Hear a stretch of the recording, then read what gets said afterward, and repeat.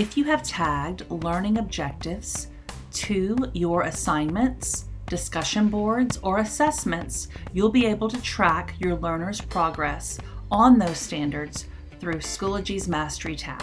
Over here on the left is where your Mastery tab can be found. When you open it up, you're going to see a color-coded chart of your learners' mastery on each of the standards. So red means they have not mastered the standard, green they have, green with the star, or the dark green, is that they have exceeded expectations on the mastery of that standard. I can get a little more data by hovering over some of these items. Right here, if I hover over that little tiny one right there, I can see what the name of that assignment was where this standard was assessed. It could be, you could have a 2 or a 3. If you have more than one assignment assessing that standard, this number will indicate how many assignments and will show you all of the assignments that are attached or connected to that standard. This progress bar here shows you your class progress. Here I can see 11 of 35 have achieved mastery on this standard. I can also click on that standard, and when I go into that standard, I'll have a different view here. So here is the overall class average on this particular standard, and then all of my assignments would line up here across the top that had this standard attached to them.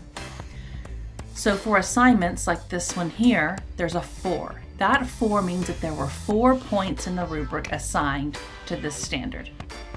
If I had had a quiz or an assessment, it would tell me how many questions with that little number were assigned this standard to them. What I like about this view is I could look across and see on this particular standard, if I saw students that were doing really great on assignments and were mastering it, but then we got to the assessment and they were not mastering it, that might make me question why, what's going on with my assessment, or what's going on with my assignments leading up to that assessment. So going back now to our full view,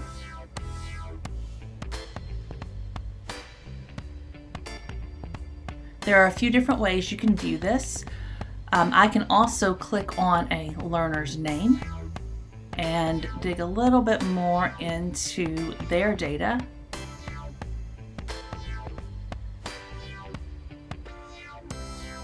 I can see each standard that she has been assessed on.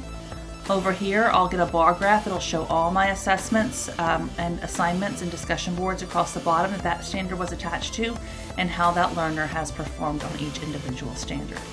And this is also the view that the learners and their parents will see if they were to click on their own mastery tab.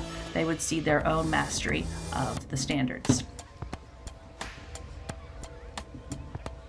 The next question you may be wondering is, what is mastery? Well, you get to choose that in your course.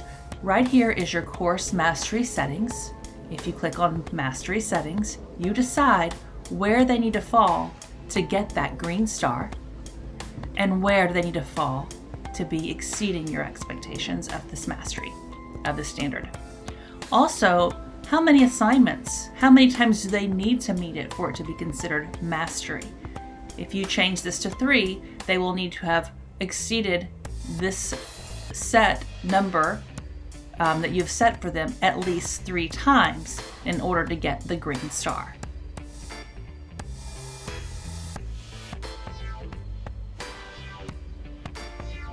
Under Mastery Settings, you also have an option to export summary and detail export of all students' data too. One more view to take a look at is the Learning Objective view. If I click on Learning Objectives here at the top, I get this whisker box graph that shows me the standards. I get this, if I hover over it, I can see the high, the low, and where the median scores fell for each one of these standards. And that's about all there is for the Mastery tab. Reach out to your DLC if you need some help digging into this a little bit more, or you have any questions.